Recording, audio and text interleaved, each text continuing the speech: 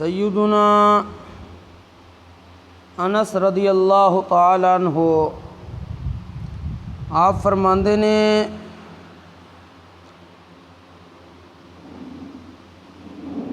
رسول اللہ صلی اللہ علیہ وآلہ وسلم آپ نو جس وقت احد پہاڑ دکھائی دیتا آپ نے ارشاد فرمایا ھذا جبل یحبنا ونحبہ، اے پہاڑ ساڈے نال محبت کردا ہے تے اسی اس دے نال محبت کرنے ہاں۔ اس دے تحت محدثین فرماندے نے کہ رسول اللہ صلی اللہ علیہ وآلہ وسلم ہر اس چیز دے بارے جاندے نے جیڑا رسول اللہ صلی اللہ علیہ وآلہ وسلم نال محبت کرے گا، حتیٰ کہ پہاڑ دے وچ کی ہوندے نے پتھر وغیرہ وہ جامد چیزاں نے، لیکن جس وقت انہوں نے نبی کریم صلی اللہ علیہ وآلہ وسلم نال محبت کیتی تے رسول اللہ صلی اللہ علیہ وآلہ وسلم نے فرمایا کہ اے جڑا احد پہاڑ ہے اے ساڈے نال محبت کردا ہے تے اسی ایدے نال محبت رکھنے ہاں۔ تے علماء فرماندے نے جس وقت ایک جامد چیز پہاڑ جڑا پتھراں وغیرہ دا جامد چیزاں دا مجموعہ ہے اور رسول اللہ صلی اللہ علیہ وآلہ وسلم نال محبت کرے تے رسول اللہ انہوں اپنا محبوب بنان تے اودے نال بھی خود محبت کرن، تے جڑا امتی ہو کے نبی کریم علیہ السلام دے نال محبت کرے گا، آیا رسول اللہ صلی اللہ علیہ وآلہ وسلم اس نو اپنا محبوب نہیں بنان گے، یقیناً بنان گے۔ مدینہ منورہ نبی کریم علیہ السلام دی تشریف آوری تو پہلے اس دا نام سی یثرب۔ یثرب کیا جاندہ سی اس جگہ نو جتھے بیماریاں ہی بیماریاں ہوندیاں سن، لیکن جس وقت نبی کریم علیہ السلام دی تشریف آوری ہوئی تو پھر مدینہ منورہ بنیا، یہ بیماریاں دی بجائے شفاواں دا گھر بن گیا۔ اور مدینہ منورہ دے بارے نبی کریم علیہ السلام دی محبت کتنی ہے، حدیث پاک چاہندہ حضرت سیدنا انس رضی اللہ تعالیٰ عنہ آپ فرماندے نے ان النبی صلی اللہ علیہ وسلم کان اذا قدم من سفر فنظر الى جدرات المدینہ او دعا راحلتہ وان کان علی دابۃ حرکہا من حبہا، کہ نبی کریم علیہ السلام جس وقت کسے سفر تو واپس تشریف لے آؤندے سن، آپ نو جوں ہی مدینہ منورہ دیاں دیواراں دکھائی دیندیاں سن، آپ اپنی سواری جڑی اونٹنی ہوندی سی اس نو تیز کر لیندے سی، اگر اونٹنی تو علاوہ کوئی سواری ہوندی سی تے اس نو بھی تیز دوڑاندے سی۔ تے کیوں دوڑاندے سی؟ مدینہ منورہ دی محبت دی وجہ تھی، یعنی رسول اللہ صلی اللہ علیہ وآلہ وسلم نو خود اے شہر بڑا محبوب ہے، اور نبی کریم صلی اللہ علیہ وآلہ وسلم نے مدینہ منورہ دے بارے حضرت سیدنا سفیان بن ابی زہیر رضی اللہ تعالیٰ عنہ کو روایت فرماندے نے کہ رسول اللہ صلی اللہ علیہ وآلہ وسلم نے مدینہ منورہ واسطے خیر و برکت دی دعا کیتی، اور اس دے بارے فرمایا ہے کہ اے زمین خیر و برکت دے نال بھری ہوئی ہے، اور مدینہ منورہ خود پاکیزہ ہے، اپنے اندر پاکیزہ نو ہی رہن دے گا، بدکاراں دی گناہاں نو انج دھو دیندا جس طرح اگ علی پٹھی دے وچ لوہا دویے تے لوہے نو صاف کر دیندی ہے۔ حضرت سیدنا زید بن ثابت رضی اللہ تعالیٰ عنہ آپ فرماندے نے کہ رسول اللہ صلی اللہ علیہ وآلہ وسلم نے ارشاد فرمایا انہا طیبۃ تنفی الذنوب کما تنفی النار خبث الفدہ، اے مدینہ طیبہ گناہگاراں نو اس طرح نکال کے پھینک دیندا ہے جس طرح بٹی چاندی دا میل نکال کے باہر پھینک دیندی ہے۔ اسی طرح مدینہ منورہ اس تے رہنے والے بندیاں نو دھوکھا دینا منع ہے۔ دھوکھا ویسے بھی شریعت اسلامیہ نے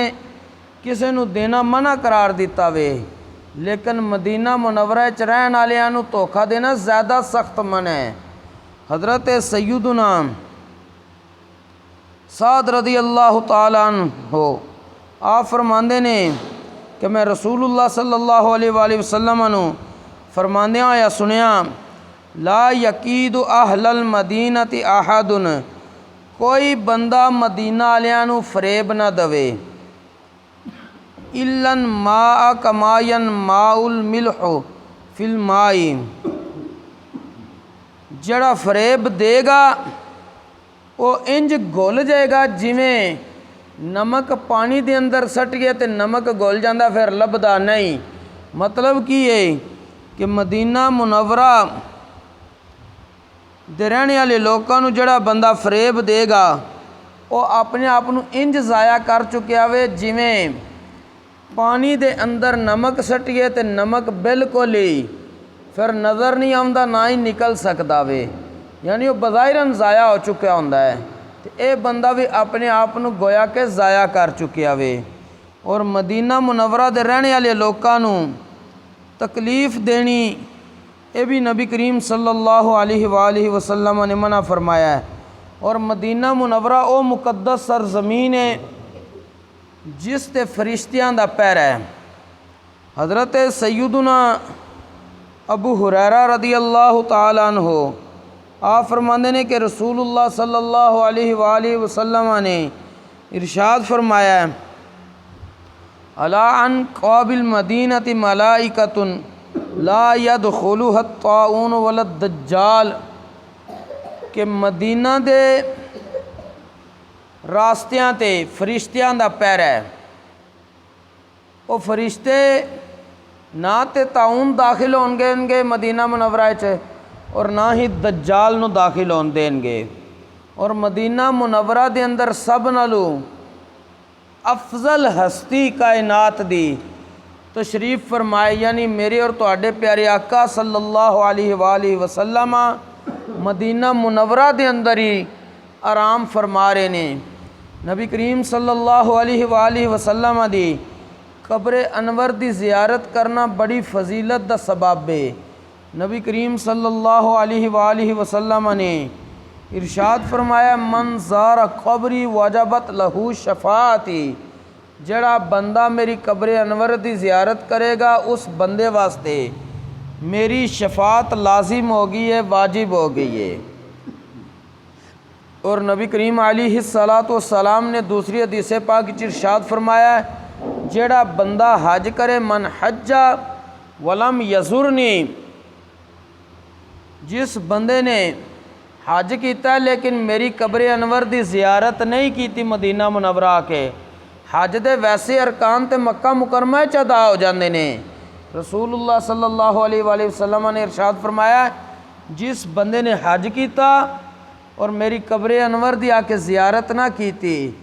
فقد جفانی، اس بندے نے میرے نال بے وفائی کیتی ہے۔ اور جڑا بندہ رسول اللہ صلی اللہ علیہ وآلہ وسلم دے نال بے وفائی کرے او بندہ کدی بھی کامیاب نہیں ہو سکتا۔ اور مدینہ وچ موت دی بڑی فضیلت ہے۔ حضرت سیدنا عبداللہ ابن عمر رضی اللہ تعالیٰ عنہ آپ ارشاد فرماندے نے کہ رسول اللہ صلی اللہ علیہ وآلہ وسلم نے ارشاد فرمایا من استطاع ان یموت بالمدینۃ فلیمت بہا فانی اشفع لمن یموت بہا، جڑا بندے کولوں ہو سکے انہوں چاہیے مدینہ منورہ وچ فوت ہوئے، کیونکہ مدینہ منورہ وچ جڑا بندہ فوت ہوئے گا میں اس دی سفارش کرانگا۔ میں اس دی قیامت ال دیاڑے شفاعت کرانگا۔ اور اس دے نال نال